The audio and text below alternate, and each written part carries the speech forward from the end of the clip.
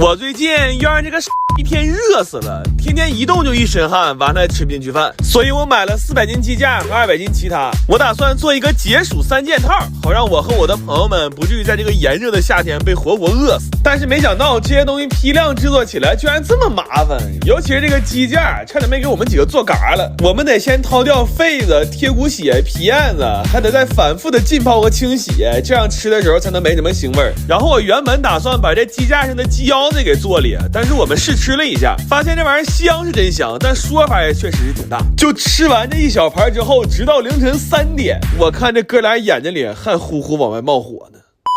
然后这鸡架我们的做法是先卤后拌，卤完的鸡架就已经非常香了。我后来又用这原汤调了一个特别好吃的拌汁儿，但是这会儿有一个特别麻烦的事儿，就是这鸡架不能剁，只能掰，而且还只能掰一个拌一个，要不然就会出现分赃不均的情况。等把这些鸡架都装完了，我们就可以做凉拌面了。为了吃得香，我这次做的是葱油凉拌面，而且每一份里都配了一袋油炸花生米。这面条吃着酸酸辣辣的，是既开胃又爽口。但是麻烦的是，每一样东西都需要独立包装，就导致这个流水线特别混乱，后期甚至出现了一个人上厕所需要经过4个人审批的恶劣事件，就一度都要给我干崩溃了。我寻思明明是在家呀，怎么处处飘着单位的脏风气呢？然后我原本还买了5个烤箱，打算做点烤鸡架吃，现在累的也不想折腾了。正好家里还有几个闲置的空调扇，都是全新的，就一起挂在闲鱼5块钱一个出给大家了。你们点评论区链接或者闲鱼搜狗送就可以了，一定要认准加 V 的，可以关注一下，后面还会持续上新。你们要是有不用的东西，也可以挂到闲鱼上卖闲置赚点钱。然后做绿豆沙的时候，我从泡绿豆到煮绿豆全部都用的是薏米水，就解暑虽然迫切，但祛湿也同样重要。因为我们家这空调已经整整2个月没关过了，我甚至觉得我每天上秤就是为了检验昨天的泡发成果。这绿豆沙我是调味做的浓缩版，回家冻着直接吃，就是特别香浓的绿豆沙冰棍，也可以再兑点奶，那就会变成一杯带着冰碴的绿豆牛乳冰。最后把这2000多袋东西都打包了，现在这餐包只需要回家加点配菜，用不了5分钟就能得到一份既能吃饱又能吃爽的解暑套餐。然后要是想少刷一个盘的话，还可以直接做成鸡架拌面，这天热没胃口的时候整上这么一顿可真是太舒服了。主要做完这些东西之后，哈尔滨就开始降温了，在多数城市都40多度的时候，我们一直在过20多度的夏天。就这个天气，我真的特别想感慨一句，当年投胎赌对了。我舅他们要上三亚了，我妈张罗大伙来家小聚一道。这老年人效率真高，恨不得上个月就把菜单定了，有这个茄汁酥鲫鱼，还有这个辣椒炒肉拌的小锅饭。我舅点了一个椒年的大席肘子，他说太馋了，2年没吃席了，要是再吃不上，只能年底给我舅妈办一下子2婚了。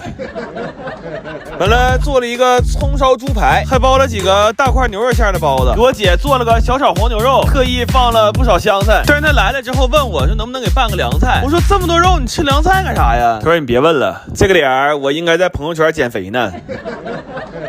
买了点腰子、五花和肥油，做了一份炸3样，感觉就50来岁人愿意吃这玩意儿。今天的前账菜是生蚝给包，还有一份排骨鲍鱼汤。这汤里吧，按说应该有点青橄榄，但是我一个没看住，我就把我那一盘青橄榄给我吃了。后来汤里这点甜味，我只能放点梨皮。完最后做了一锅酱羊蝎子，这小锅是我趁得物有活动时掏的，我觉得还挺好看的，冬天还能在家涮个锅子。他们现在还有官方的限时补贴活动，贼合适啊！很多热门款你搜402就能1元秒杀，赶紧上评论区掏它呀！我弟说这锅盖借我用一下子啊，我跟人出去打仗当帽子。来吧，吃香香了，喜肘、牛包、窝腰、炒牛、排鱼、酱蟹、烧排、酥鱼、蚝鸡、炸3、锅饭、美酒，就这么几个菜，我们先吃上了。我最近要肘子配方的太多了，我发一个家庭版本的文字教程吧。料指定是没毛病，我乃300多个肘子试出来的，但咸淡你们就自己掌握吧。你要这都不能自己动手试一下的话，我真的我就差他妈喂你了，宝子。我前段时间被一个视频种草了富平柿子饼，那柿子饼金黄金黄的，掰开还有点流心的状态，看着可给我馋坏了。所以我买了400斤富平柿子，我寻思我也在家做点，但是这玩意在家做很麻烦，因为没有什么太趁手的工具。这1500多个柿子，我们愣是一个一个拿挠子削的皮，而且这柿子饼在晾的时候，对温度和湿度都有很严格的要求。但是11月份的哈尔滨晚上已经零下了，就是它极有可能还没等晾成柿子饼呢，就先奔冻柿子去了。所以我们就白天拿在外面晾，晚上再搬回来开窗通风。就这么折腾了3天之后，柿子还真是一个都没动，但我们算是彻底凉透了。后来我寻思这天只会越来越冷，也不能一直这么折腾啊，所以我决定给这些柿子在家盖个小房子。有了这房子之后，我们的工作就轻松了很多，下雨下雪往屋里搬一次就行，其他时候我们就负责开门关门干好打更的活就行了。后来大冷的时候，我还上了点供暖设备，3000瓦一个的暖风机，我同时开了3个。外面零下20多度的时候，这屋里也依然保持恒温10度。就负评柿子饼可能是靠天养的，但我这纯是爱的供养，那真是一顿操作猛如虎，完那月电费2500。这柿子晾到缩水2/3的时候，再等几天就可以挑软柿子捏了。然后这几天没啥事儿，我就整了点群味狮的螺蛳粉肥牛火锅，1块钱就到手这一大箱。这一份里有2大块猪蹄，4只鸭掌，还有满满1锅肥牛和配菜，味儿也特别正。他们家的花椒鸡海鲜火锅也是汤浓味鲜，还有这半只鸡拉面也真的有半只鸡在里边。现在拼多多有1万个试吃名额，每个名额9盒3个口味，链接我放评论区置顶了，链接在就是还有名额可以抢，你们快去看看吧。然后也就是在这几天里，我发现视频里陆续多了好多这样空声，问谁都说不知道，于是我干脆上了50把锁，每人分了10把钥匙，我算是品出来了。对于互相不信任来说，唯一的解决办法就是互相制约。然后这柿饼捏完之后就已经非常好吃了，皮儿有嚼劲，馅儿还有水分，这就是特别好吃的鲜食柿饼。但是据说50霜之后会更好吃，所以我们就一层皮儿一层饼拿着接着5霜了，大概是捂了40多天，柿饼外面真的就结出一层很厚的白霜。我之前一直以为是裹的糖粉呢，没想到真的是自然结出来的。这柿饼因为捂霜的时候不是特别干，所以它现在依然是一个流心的状态，而且冷冻之后会更好吃，就跟吃冰激凌似的，感觉特别爽。但是因为没熏硫磺，只有少量的柿子饼是橙色的，大部分的还是有点发黑。不过真的每一个都是齁甜的。但我发现这玩意儿真不能多吃。那天下午我大概吃了10来个柿饼，结果一直到晚上打包的时候，我的嗓子还有点说不出话来呢。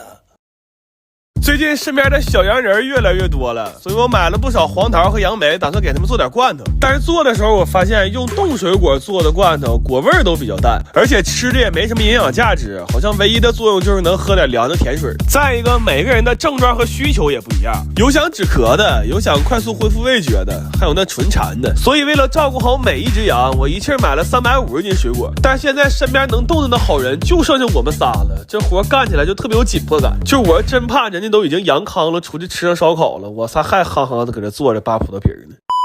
因为是给病人做嘛，每一样水果我们处理的都非常细，就连这山楂的根和茎我都给切了。然后果冻橙我们扒成瓣之后，把里边这层皮也给扒了。砂糖橘我们也是每一瓣的丝儿都剥得非常干净。这活干的我就觉得他纯变态，就这俩活完全可以和给趣多多点巧克力豆并称人间3大酷刑。这些水果我仨干了2天2夜，基本就没怎么合眼，我当时都觉得还不如阳了呢，因为要阳了起码有药能治，但这活我仨要再干半天，肯定马上就嘎。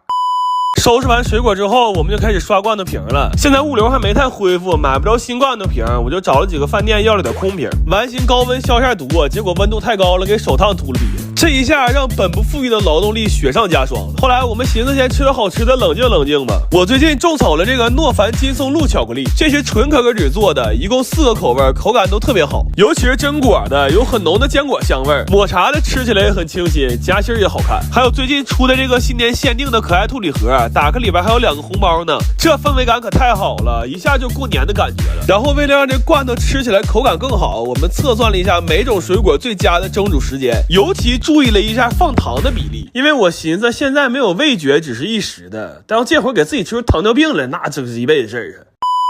然后为了让罐头的果味能够浓一点，我还榨了好多鲜果汁兑里，完还剩点草莓，就都让我做成草莓冰点了。这酸酸甜甜的，再带点冰碴，这难受的时候来一口可真是太舒服了。然后这罐头蒸好之后再倒扣晾凉就可以了。这种自己做的罐头因为只放了糖水水果，所以无论是口感还是味道真的和外面卖的罐头是不一样的。而且我算了一下，这一桌里边最便宜的一罐光成本还10来块钱。然后每一个来取罐头的人我们都是无接触配送，并且做了非常严格的销杀。我本来以为我能带着我的1道杠一起到2023年呢，结果不知道啥时候整上的，突然就烧了2天40度。这回行了，彻底踏实了，省了老惦记。没想到到底搂着茶几在家跨的年呢。